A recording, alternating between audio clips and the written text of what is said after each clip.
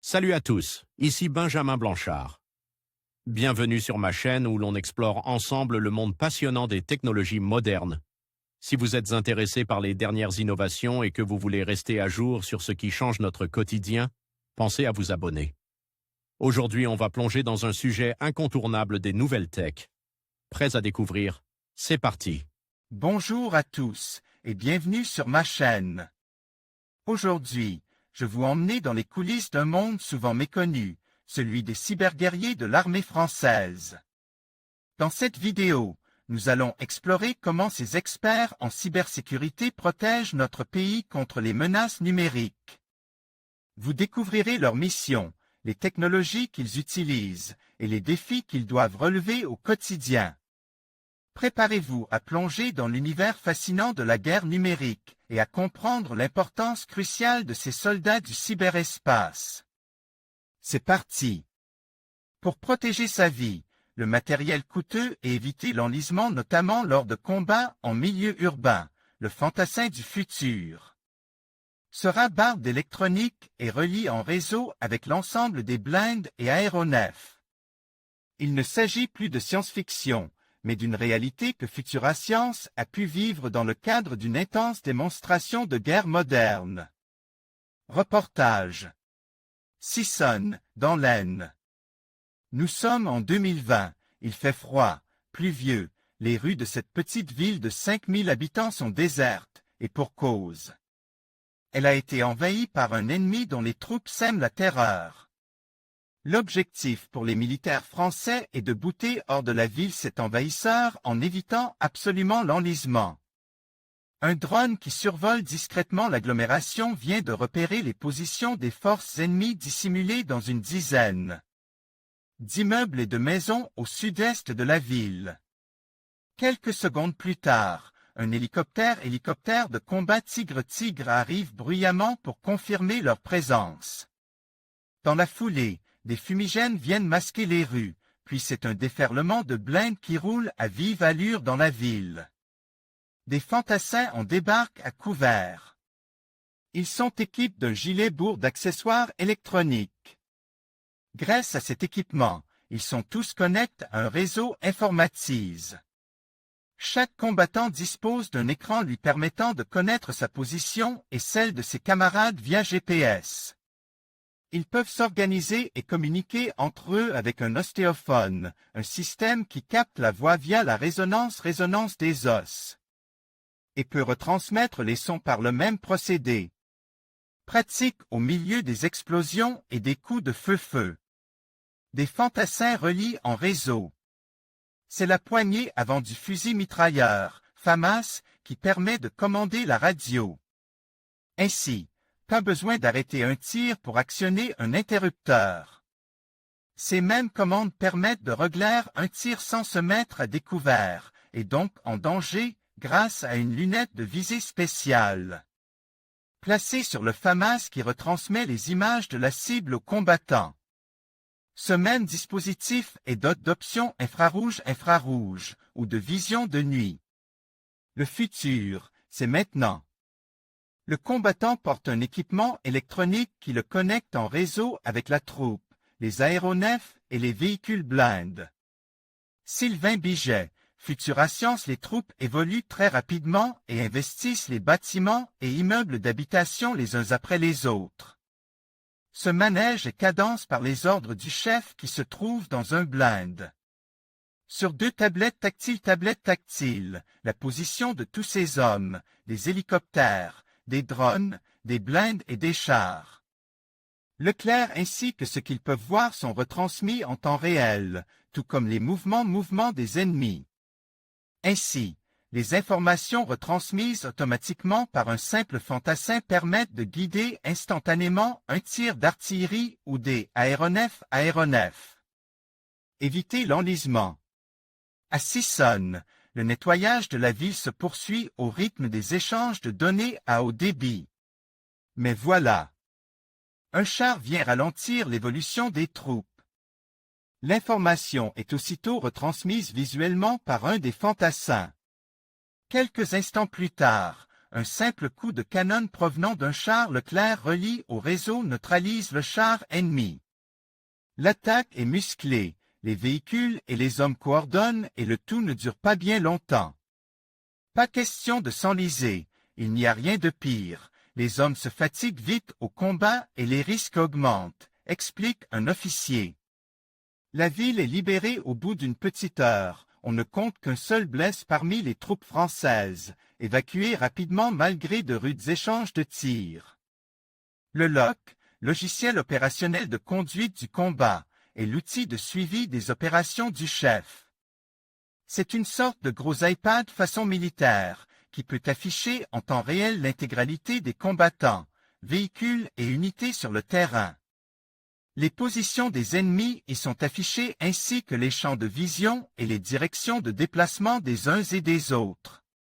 Dans un blind, il est présent sous la forme d'un double écran tactile. Sur le terrain, les chefs de section sont quant à eux équipés d'une tablette tactique de plus petite taille. Sirpa armé de terre cette scène de guerre à l'allure d'un jeu vidéo, et pourtant il pourrait bien s'agir de la réalité, avec la vie de soldats en jeu. Il ne s'agit pas de science-fiction ou d'un projet futuriste, cette démonstration en grandeur nature réalisée par l'armée de terre française, Futura Science l'a vécu. Les outils high-tech de ces soldats sont pratiquement opérationnels, et ils équipent déjà en partie 9 régiments. L'équipement s'appelle Félin, pour fantassins à équipement et liaisons intégrées. Mix avec des véhicules barres d'électronique intelligente, Vétronique, les dispositifs permettent de gagner en efficacité, de protéger les hommes et les matériels actuellement surexposent dans leur mission. Et surtout, si l'investissement initial est conséquent, cela coûte beaucoup moins cher au final. Cette démonstration baptisée de CASUB, démonstration des capacités en zone urbaine, avait pour objectif de montrer aux parlementaires qui doivent décider des orientations budgétaires que l'armée peut faire mieux et moins cher en devenant high-tech. Le programme qu'elle propose s'appelle Scorpion. Zoom sur les équipements de demain. Les Russes s'y intéressent déjà. Les Américains et les Britanniques travaillent également à un programme similaire. Il semblerait que les Français aient de l'avance sur le sujet. Le colonel Cadapo, l'officier du programme Scorpion, nous a expliqué qu'avec un tel dispositif, la lecture du combat est simplifiée. Fluide, ce qui permet d'anticiper les situations, de faciliter les initiatives et d'accélérer la manœuvre. C'est selon lui tout le contraire de ce qui se passe actuellement, où les hommes manquent de protection car ils sont souvent obligés de se mettre à découvert. De plus, les moyens de communication et de commandement ne sont pas en temps réel. Le combattant équipe pour le combat moderne porte en moyenne une trentaine de kg.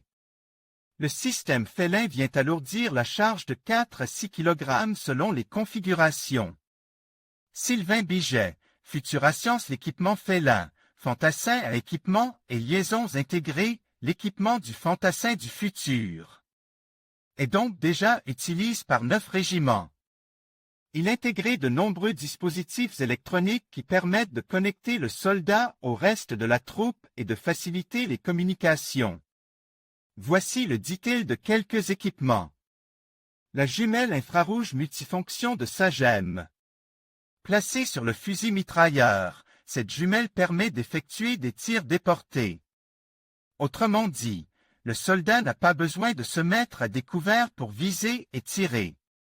La jumelle est également capable de filmer, elle est dotée de la fonction d'image de nuit et d'infrarouge. De jour, les images prises par la jumelle sont restituées sur une sorte de monocle, OVD, fixe au casque. Sylvain Biget, Futura Science la detection et la localisation acoustique de tirs d'armes légères. Ce système permet de détecter la dangerosité et la provenance des tirs d'armes légères. Plusieurs produits existent. Chez Sagem, c'est le système de lock. Le casque est doté de capteurs qui analysent les ondes acoustiques générées par le tir. Il déterminait la position du tireur sur 3 dimensions, distance, site, gisement, la trajectoire de la balle, son calibre et le nombre de munitions tirées. Metravid propose le même type de technologie rassemblée dans un microphone spécial positionne directement sur l'arme. La pile à combustible. C'est connu, Bic fait des stylos, des rasoirs et des briquets. Ce qu'il est moins, c'est que le fabricant développait aussi des piles à combustible en partenariat avec le CEA. Les fantassins qui doivent désormais alimenter un équipement électronique conséquent le font via des cartouches spéciales incluant une pile à combustible. Ce système permet d'alléger l'équipement en remplacement de batteries à lithium-ion. Ces batteries fournissent 3 fois plus d'énergie qu'une batterie classique. L'équipementier Nexté propose le Nerva LG. Léger, petit et très robuste, il se destine à l'ouverture d'itinéraires potentiellement mines ou pièges. Pour l'utiliser, il est possible de le jeter. Il est doté de 2 caméras. Sylvain Biget, Futurascience des robots téléguidés. L'armée travaille avec plusieurs constructeurs pour le développement de petits robots ultrasolides répondant aux exigences et aux normes des militaires. Ils sont souvent employés pour le déminage ou pour analyser discrètement les positions ennemies. Ainsi, ECA Robotics produit ce type de robot pour l'armée de terre avec le Mini-Rojan. On trouve également le Cobra MK2, étrange petit robot motorisé pouvant porter un canon permettant de neutraliser à distance des engins explosifs. Des drones de reconnaissance. Outre les désormais classiques drones de reconnaissance, l'armée teste également des quadricoptères. D'allure semblable à ceux du commerce, tel celui de Parrot, ces drones sont capables de voler de façon stable malgré des vents de 40 km/h. Les ingénieurs qui développent les technologies militaires ont créé des accessoires capables de pousser les entraînements assez loin.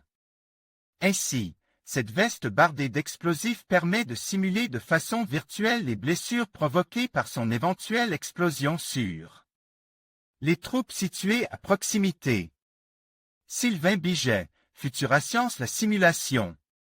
S'entraîner à la guerre coûte cher. C'est pourquoi, pour s'exercer de façon réaliste et sans gâcher des munitions à blanc et user les armes, des capteurs sont place sur les tenues et les armes des combattants. Le fantassin est doté d'un petit indicateur électronique, indiquant la gravité de ses blessures en cas d'impact. S'il est sérieusement touché, son arme est désactivée. Des gadgets techniques que les amateurs de laser game connaissent déjà, sauf qu'ils répondent aux normes de solidité et de fiabilité militaire. Sur le même principe, il est également possible d'utiliser des grenades électroniques ou des mines antipersonnelles. De même, les ingénieurs ont pensé à tout, et même à la ceinture d'explosifs électroniques. En conclusion, le reportage sur les cyberguerriers de l'armée française met en lumière l'importance croissante de la cybersécurité dans le contexte géopolitique actuel. Face à des menaces de plus en plus sophistiquées, ces experts jouent un rôle crucial dans la protection des infrastructures et des données sensibles. Leur expertise et leur engagement témoignent de la nécessité d'une vigilance constante et d'une adaptation rapide aux évolutions technologiques. Alors que le monde devient de plus en plus interconnecté, il est essentiel de soutenir ces efforts pour garantir la sécurité nationale et la souveraineté numérique.